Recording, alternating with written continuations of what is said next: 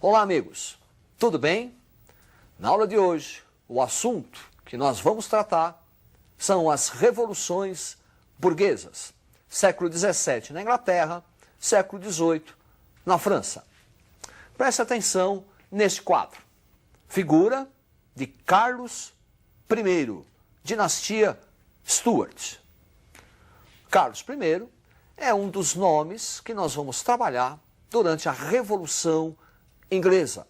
Inglaterra, século XVII. A primeira dinastia inglesa, dinastia Tudor, já tratada na aula do absolutismo monárquico. Com a morte de Elizabeth I, quem vai assumir o trono serão os Stuarts, Carlos I, Jaime I. E durante o governo, a dinastia dos Stuarts, inicia-se um confronto entre a monarquia, adepta do absolutismo monárquico, e o parlamento britânico, composto em sua grande maioria por burgueses, calvinistas, puritanos, que viam no absolutismo monárquico um obstáculo, um entrave ao pleno desenvolvimento econômico. Preste atenção no quadro. Dinastia Stuart, confronto monarquia-parlamento, onde o parlamento buscava o desenvolvimento capitalista e também um conflito de conotação religiosa. Para a burguesia, a interferência do Estado nos assuntos econômicos representava um obstáculo ao pleno desenvolvimento das forças produtivas capitalistas. Também a Revolução na Inglaterra vai ter um caráter religioso. Vamos entender. O Stuart, Carlos e Jaime, é católico. A igreja oficial da Inglaterra, desde Henrique VIII, é anglicana. E o parlamento, os burgueses, eram calvinistas. Os calvinistas na Inglaterra eram duas designações, presbiterianos ou puritanos. Então perceba que além de uma motivação econômica, eliminar os entraves que o absolutismo impunha ao pleno desenvolvimento das forças produtivas, nós vamos ter também, na Revolução Inglesa, um caráter religioso. A dinastia Stuart tentando colocar o catolicismo como a religião dominante, entrando em confronto com a religião do Estado e com a religião da maioria dos parlamentares da Inglaterra, o puritanismo. Desse confronto, o líder do parlamento será Oliver Cromwell. Uma guerra civil para procurar eliminar os obstáculos e impor a religião puritana. Oliver Cromwell vai impor uma série de reformas na Inglaterra, mudando bastante o curso da história inglesa. Preste atenção no quadro. Oliver Cromwell, desenvolvimento agrário, implantação da República, ato de navegação, 1651. Oliver Cromwell será o primeiro e único presidente da República Inglesa. É o único momento em toda a história inglesa que a monarquia deixa de existir. É o período do protetorado de Oliver Cromwell. E durante o seu governo, que na verdade será uma ditadura, Oliver Cromwell vai incentivar o desenvolvimento capitalista. Primeiro, fazendo uma verdadeira revolução lá na agricultura, incentivando, expandindo ainda mais a política dos cercamentos. Que consistia isso? Nós vamos utilizar as terras comuns para a pastagem, criação de ovelhas, para o fornecimento da matéria-prima da indústria têxtil, a lã, gerando assim um êxodo rural que vai possibilitar o desenvolvimento das cidades e a formação de uma mão de obra para a futura industrialização inglesa. Oliver Cromwell também é o responsável pelo ato de navegação, 1651, quando a Inglaterra começa a se transformar na principal potência marítima. Qualquer produto inglês só pode ser transportado em navio inglês. Qualquer produto, não importa o país, que se dirija para a Inglaterra, também tem que ser transportado em navio inglês. Assim, a Inglaterra inicia a sua supremacia marítima, exercendo um acúmulo de capital através das atividades comerciais. Portanto, o período de Oliver Cromwell é importante porque representa a eliminação de alguns entraves, de alguns obstáculos para o desenvolvimento do capitalismo na Inglaterra. Com a morte de Oliver Cromwell, há a restauração da monarquia. Significa dizer, o Stuart, a dinastia dos Stuarts, volta à Inglaterra. Carlos II, Jaime II, novamente aí, confronto, monarquia, parlamento. Novamente aí, confronto de conotação religiosa. E é nesse contexto que nós vamos ter um segundo processo revolucionário, chamado Revolução Gloriosa. Preste atenção nessa gravura. Figura importante do pensamento inglês, John Locke. John Locke tem uma ideia básica que vai servir para a ideologia da Revolução Gloriosa. O homem tem direitos naturais.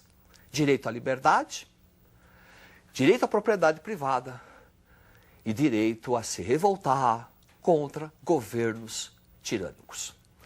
É dessa base que os ingleses vão buscar momentos ideológicos, buscar sentimentos para patrocinarem a Revolução Gloriosa. Guilherme de Orange, casado com Maria Stuart, será convidado a ocupar o trono inglês. Em troca, ele vai garantir que o anglicanismo seja a religião oficial da Inglaterra. Esse momento é chamado de Revolução Gloriosa. Preste atenção no quadro. Revolução Gloriosa, 1688, Bill of Rights, Declaração dos Direitos, vitória da burguesia capitalista e adoção da monarquia parlamentar. Bill of Rights, Declaração dos Direitos. Isso quer dizer o seguinte, o rei perde seus poderes. Na verdade, quem passa a ser o poder político dominante não é mais a monarquia, e sim o parlamento. Monarquia parlamentar. Tem rei, mas o rei não manda mais como mandava antes. E isso representa uma vitória da burguesia. A partir daí, a burguesia ocupa o aparelho do Estado inglês, facilitando o desenvolvimento capitalista. Não é à toa que a Revolução Industrial começou na Inglaterra. Agora nós vamos analisar uma outra revolução burguesa. Preste atenção na gravura. A queda da Bastilha.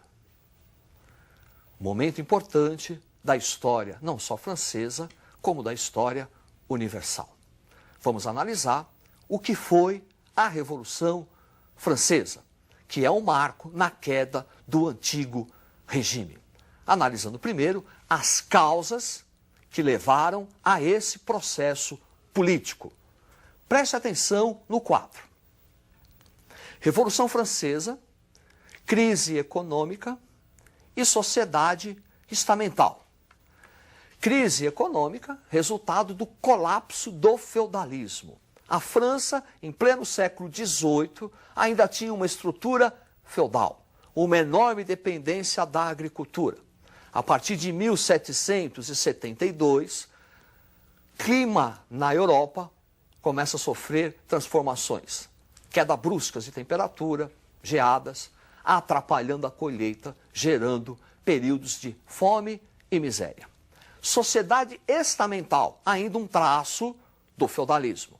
A sociedade francesa em pleno século XVIII ainda tinha primeiro estado, segundo estado, terceiro estado e os privilégios que cada estamento tinha disso.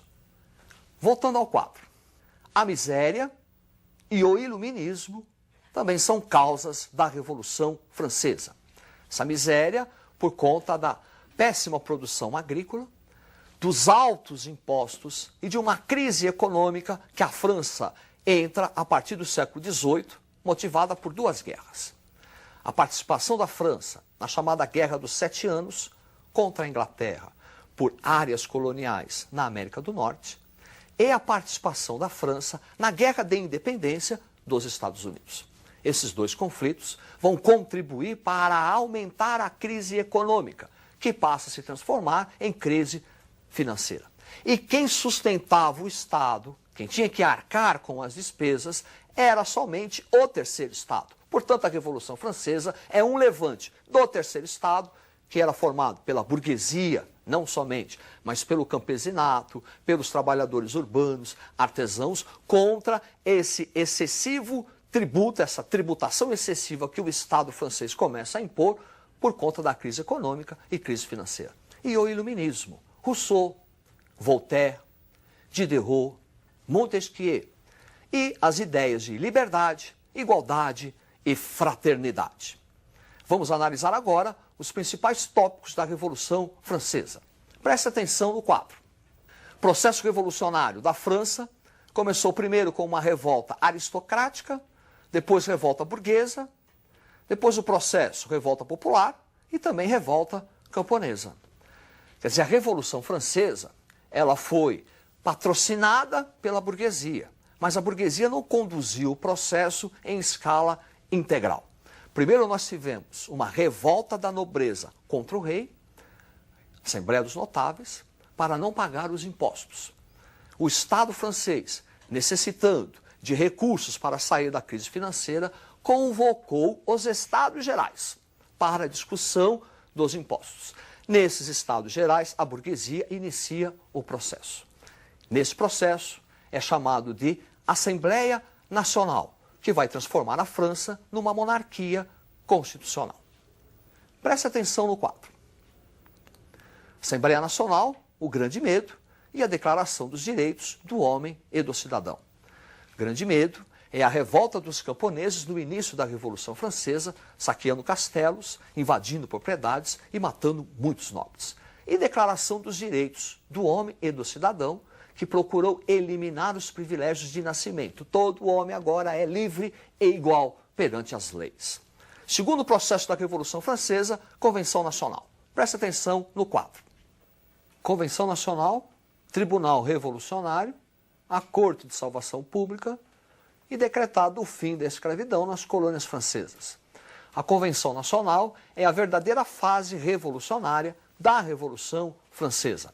É a época de Robespierre, Mirabeau, Danton, Marat.